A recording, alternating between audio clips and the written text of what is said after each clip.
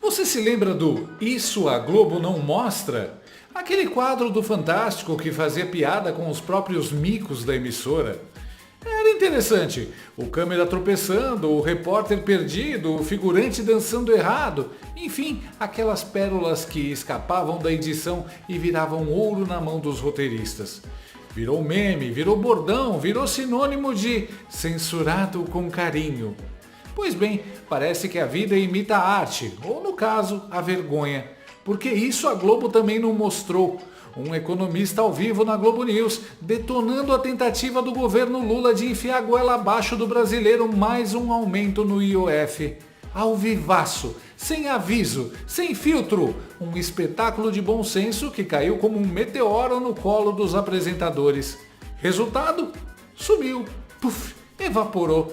Esse trecho foi apagado de todos os streamings, dos cortes, dos arquivos e até da memória da Renata Lopretti, se duvidar. Mas a internet, essa entidade maravilhosa e vingativa, salvou o vídeo. E é exatamente isso que você verá agora. Porque o que a Globo não mostra, o Oi Luiz mostra.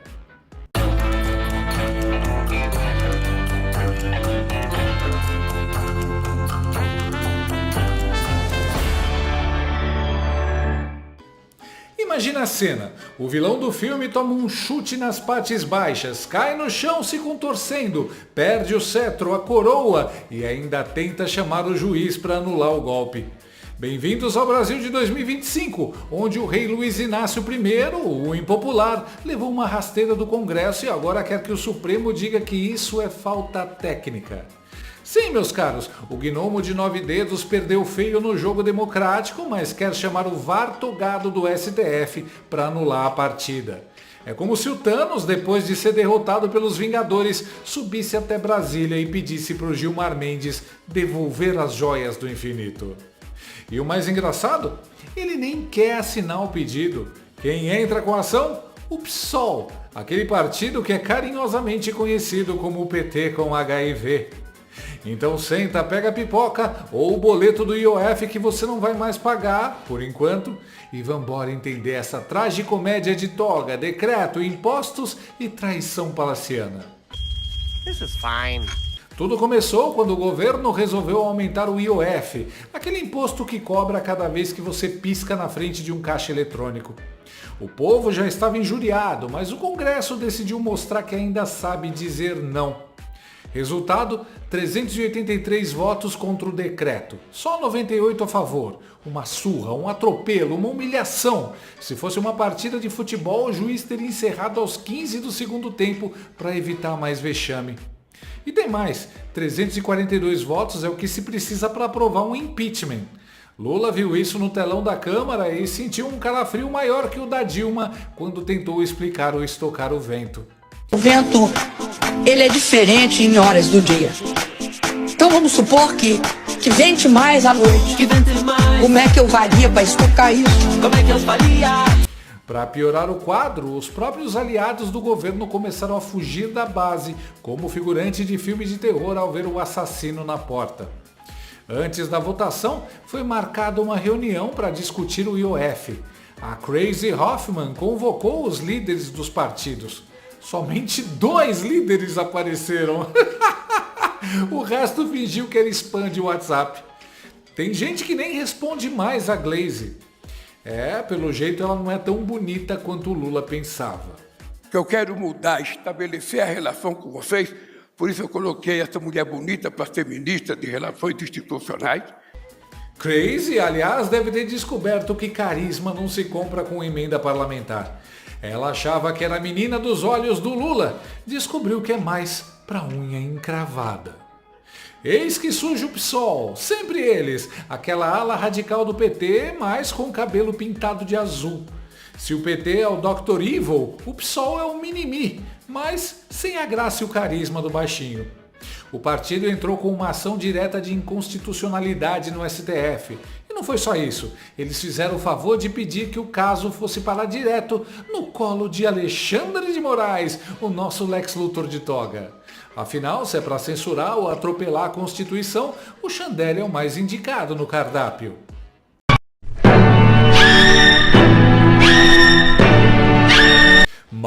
Mas a justiça tem seus caprichos. A ação caiu nas mãos de Gilmar Mendes. É como se você pedisse hambúrguer vegano e chegasse uma feijoada. Só que Gilmar, aquele que não nega um holofote, sugeriu gentilmente que talvez, veja bem, talvez o processo fosse melhor com o Chandecir mesmo. E mandou o pedido para o presidente do STF, o seu peru da justiça, Barroso. O STF virou república de... Manda pra ele que eu não quero. É como se a corte tivesse virado um delivery de decisões. Hoje a marmita da democracia vai com censura ou com usurpação inconstitucional?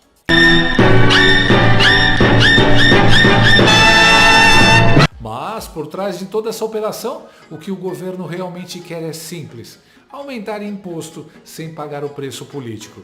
E ainda fazer parecer que foi culpa do Congresso, da oposição, do Bolsonaro, do neoliberalismo ou do aquecimento global.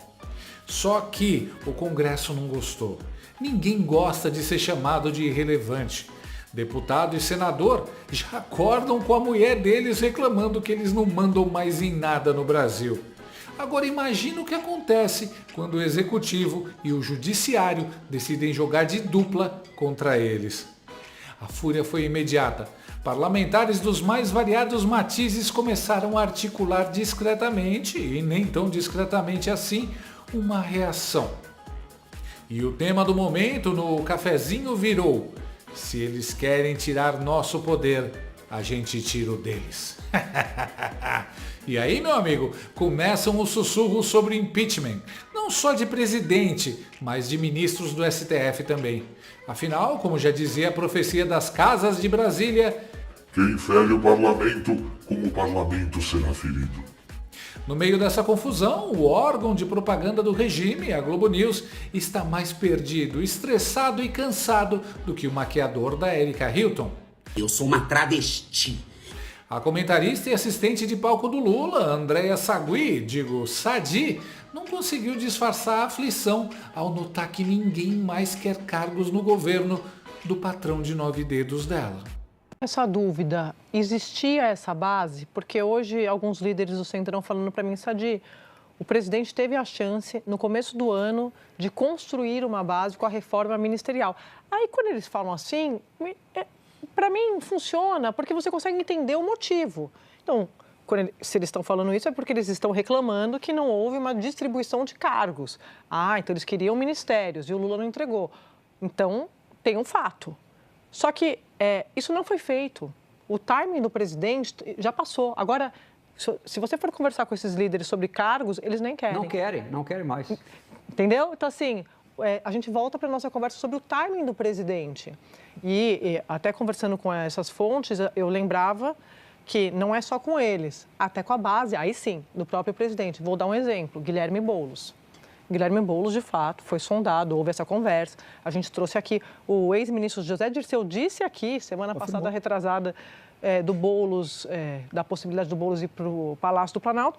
E isso não foi... Vai ser depois da eleição do PT. Então, mas assim, você deixa pendurado. Mas eu sei, é ridículo. É um timing, a gente comentava aqui fora do ar, é um governo do dia seguinte. Sim. Deixa tudo para depois. Só que as coisas vão andando, as pessoas vão se movimentando. O tempo das coisas é outro hoje, não só por causa das redes sociais, também por causa das redes sociais, mas nesse caso a política também já tem expectativa e perspectiva de poder. Então por que ela vai se colar num governo se ela não sabe de fato o dia de amanhã?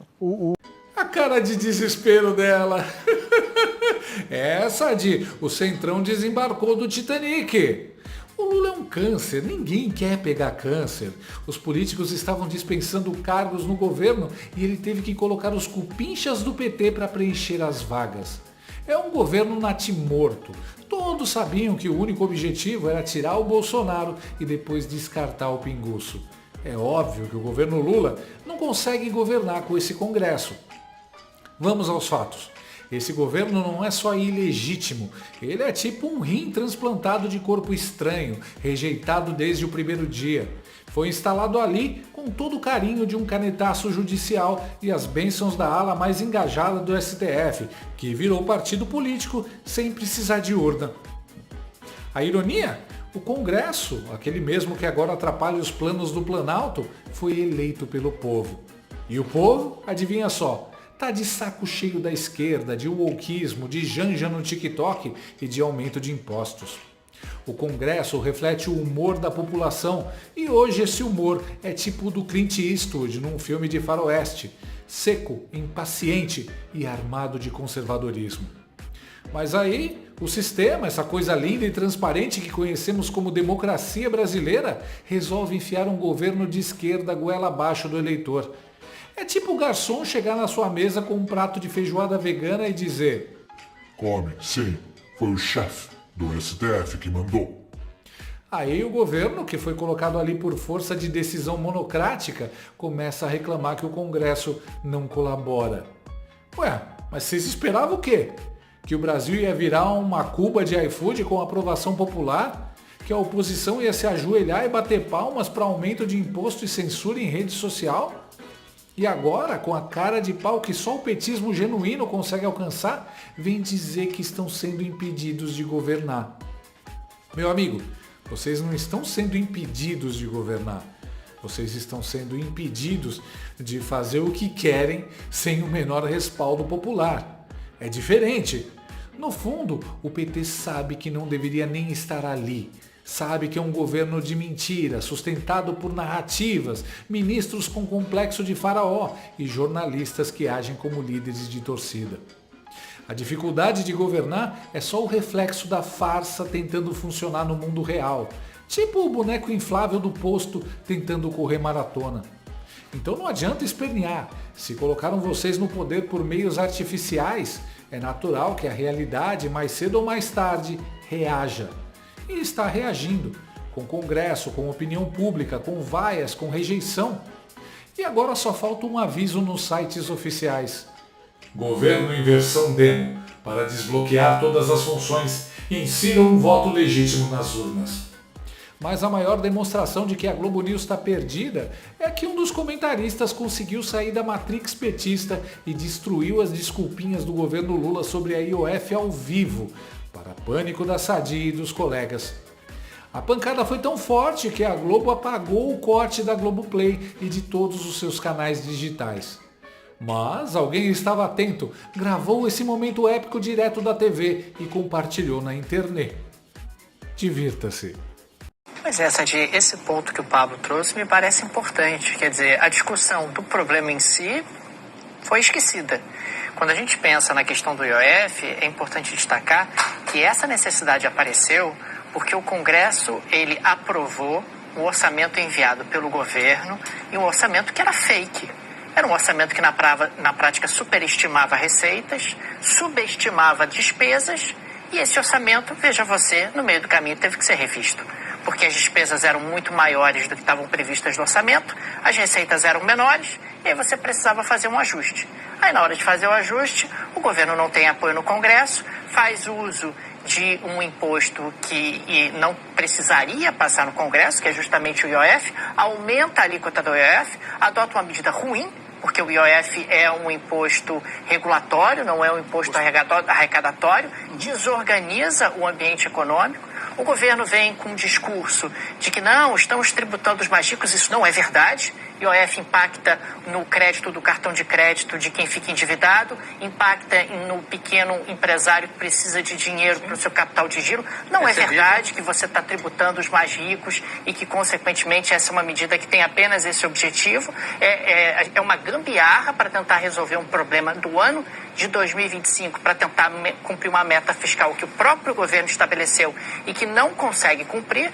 E, do outro lado, a gente tem um Congresso que também não dá a mínima para o equilíbrio das contas públicas, que aprova aumento do número de parlamentares, que está flertando com ideias de acúmulo de recebimentos de aposentadoria e também do próprio salário de parlamentares que estejam atuando. É um parlamento que não tem nenhuma preocupação com a área fiscal e fica aí botando essa banca. Não, veja bem, ninguém aguenta mais aumento de imposto. Ou seja, no final das contas é uma disputa de poder, onde a discussão em si, que é uma discussão fiscal, é o grande calcanhar de Aquiles da economia brasileira. O Brasil tem um problema fiscal grave. Não é um problema fiscal grave de hoje. Há anos a gente tem um problema fiscal grave. O Brasil caminha para um colapso fiscal. Isso não é brincadeira, isso é sério. E o Brasil não debate isso, não debate medidas estruturantes, não debate o crescimento das despesas obrigatórias que está asfixiando a capacidade do governo de fazer políticas públicas. E a gente vai para onde? Diante dessa disputa, sem presidencialismo, não, manter o presidencialismo, minhas emendas, meus cargos, minha votação em 2026. Enquanto isso, o país vai caminhar para a insolvência fiscal. É disso que se trata. Rapaz, caraca! Colocou sem vaselina. A cara de pânico silencioso dos colegas enquanto ele falava. Os caras não sabiam nem para onde olhar. Não é um imposto arrecadatório, desorganiza o ambiente econômico. Octávio Fedes, mais desconfortável que sutiã com arame. A Arara Azul mexendo no celular, fingindo que não está ouvindo a verdade sendo dita, explicada e quase desenhada. O ambiente econômico, o governo vem com um discurso de que não, estamos tributando os mais ricos, isso não é verdade. IOF impacta no crédito do cartão de... A Sadi nem olha para o Daniel. Mas é como diz o ditado, você pode ignorar a realidade, Sadi, mas não pode ignorar as consequências de ignorar a realidade. O cara calou todo mundo lá. Tachad e a Globo sendo desmascarados por um economista de verdade. Não sei como Voz de Galinha ainda tá na Globo. Esse cara deve ser odiado na emissora. Nunca mais vai ser chamado para comentar nada. Na segunda, será chamado no RH. Aliás, é bom lembrar que parte desse rombo foi para bancar a própria Globo. Então, quando o comentário não é narrativa, mas fatos, eles escondem, não divulgam e nem dão crédito ao próprio comentarista deles. Deu para entender porque a Globo escondeu esse trecho dos streamings e das redes dela. E o carinha tá certo. Essa retórica de que o imposto do IOF só vai ferrar os ricos é mentirosa, manipuladora e irresponsável. O decreto do governo atingia exatamente quem sustenta o Brasil real. Diaristas, motoboys, feirantes, autônomos, pequenos comerciantes e microempreendedores que usam o Pix como ferramenta diária de sobrevivência e trabalho. Não se tratava de justiça tributária, era mais um confisco disfarçado, um ataque disfarçado de um discurso social. Um decreto feito para punir quem trabalha e proteger quem gasta sem controle. O que temos aqui, brasileiros e brasilinas, é um governo que não aceita perder no jogo democrático. Um STF que adora uma partida extra com juiz caseiro. E um PSOL que serve de laranja institucional, fingindo independência enquanto cumpre o papel de preposto do Planalto. No final das contas, a democracia é a grande refém. E o povo, como sempre, é quem ia pagar a conta com mais imposto. Dessa vez no cartão de crédito, no cheque especial e até no Pix. A gente também gosta de pão com mortadela. A gente gosta. E aí está, senhoras e senhores, o momento que a Globo tentou apagar, esconder, varrer para debaixo do tapete de pelúcia progressista da redação. Mas não adiantou, porque enquanto eles tentam controlar a narrativa, a internet está aí, de print em print, de corte em corte, de meme em meme, salvando o que realmente importa, a vergonha alheia institucionalizada. No fim das contas, a gente teve um Isso a Globo não mostra, versão 2025. Menos risos, mais constrangimento. Menos câmera caindo, mais narrativa desabando. O economista falou o óbvio, a Globo News congelou, o vídeo sumiu. E a verdade? Bem, a verdade escapou pelas frestas. Então, da próxima vez que te disserem que o povo apoia o aumento do IOF, que o Lula está reconstruindo o Brasil, ou que a base está firme, lembre, isso a Globo também não mostra, mas a gente mostra, sempre. Até o próximo capítulo da novela Censura News, a nova geração. O feijão caiu, o povo come, o povo é terra, o povo bebe, porque agora é Lula, o maior presidente da história do Brasil. Lula! Gostou desse vídeo? Então inscreva-se no canal, comente, curta e compartilhe com seus amigos. Não gostou? Compartilhe com seus inimigos. Até o próximo vídeo, se o mundo não acabar antes. Por hoje é só.